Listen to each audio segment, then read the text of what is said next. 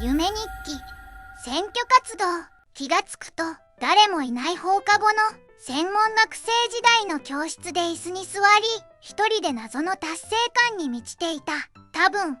達成感を感じるような出来事があったせいだと思うが、その内容は忘れてしまった。すると同じクラスだった25歳女性の R さんが現れて、今度から私の代わりに仕事に行ってほしいんですけどと切り出してきた。その時の自分は謎の万能感に満ちていたので、ろくに内容の確認もせずにいいですよと安請け合いしてしまった。すると23歳男性の M 君がいつの間にか教室にいて、どんな仕事してるの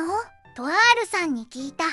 R さんが言うには、毎朝8時に介護が必要な高齢者の家を訪れて痰を吸い出すという仕事内容だった。自分が言っていたのは看護学校ではないので、そんなことしたら普通に法に触れるんじゃないのと思っていると、 R さんはそれを見透かしたように、これは業務の範疇だから大丈夫なんですとさらりと言った。自分は夢の中というのもあって、まあそういうもんなのかなと納得してしまったが、よくよく考えてみると、毎朝8時とかめんどくさいな、引き受けなければよかったな、今さらやりたくないとも言えないよな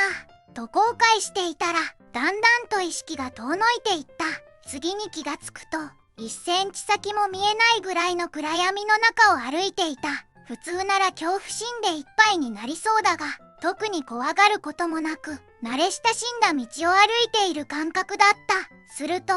1台の車が後ろから走ってきて、自分の横に止まると、運転席に乗っていたのは母親だった。乗ってけ乗ってけというので乗り込もうとすると、助手席には見覚えのない初老の男性が乗っていたので、自分は後部座席に乗り込んだ。車が走っている最中も周りの景色は真っ暗というより真っ黒で、車の揺れと音がなければ走っているのか止まっているのかすらわからないほどの闇に包まれていた。しばらく進むと車体の振動が砂利道に変わったことを伝え、タイヤに圧迫された小石のすれ合う音が暗闇に響いた。砂利道を数分走り、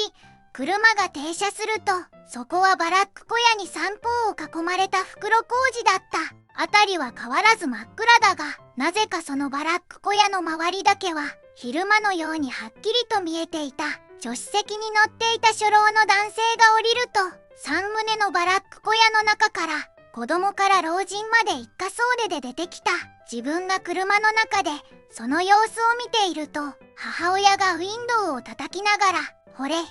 っさと出てきて挨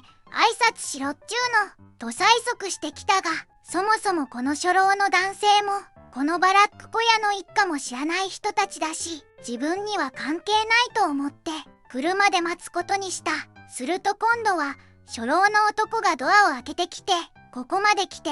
やらねえとか言ったら、こっちの恥さらしなんだよ、ガキみたいなことやってんじゃねえよと凄まれてしまって、仕方なく自分もその一家に挨拶をすることになってしまった。どうもこの初老の男性は今年の3月10日に開かれる県議会議員選挙に立候補するらしく、今日はその挨拶のためにこの一族のところへ訪れたようだった。初老の男は同じぐらいの年代のおじいちゃんおばあちゃん世代と話をしていて、母親は母親世代と話をしていたので、なら自分は若い世代に挨拶すればいいのかと思って、若者が集まっていた一団を見てみると、その中にいた21歳ぐらいの青年が笑顔で近づいてきて、自分に握手を求めてきた。その青年はとても爽やかな好青年で、このぐらいの年頃の男特有のオラついた感じもなく、一瞬で好感を覚えてしまうほどだった。本来なら自分の方から話すべきなのかもしれないが、気が利く好青年はこの度は県議会議員選挙に立候補されるんですね。すごいです。尊敬します。挨拶に来てくれるなんて嬉しいですとこちらを褒めちぎってくれるが、自分は選挙のことなんて知らないので、なんかそうみたいだね、知らないけどと言うと、好青年は大げさに、そんな冗談を選挙について知らないわけがないじゃないですか。というので、何でしたっけ？ 3 月10日？ 3 月9日でしたっけ？どっちでもいいけど、と自分が言うと、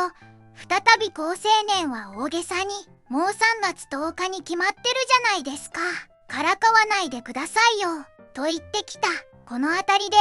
自分の意識が明瞭になってきて、なんかよくわからんけど、正解にパイプができるかもしれないなら、作っておいた方がいいのかな、と考えていたら、目が覚めました。最後まで見てくれてありがとう。また見てね。チャンネル登録お願いします。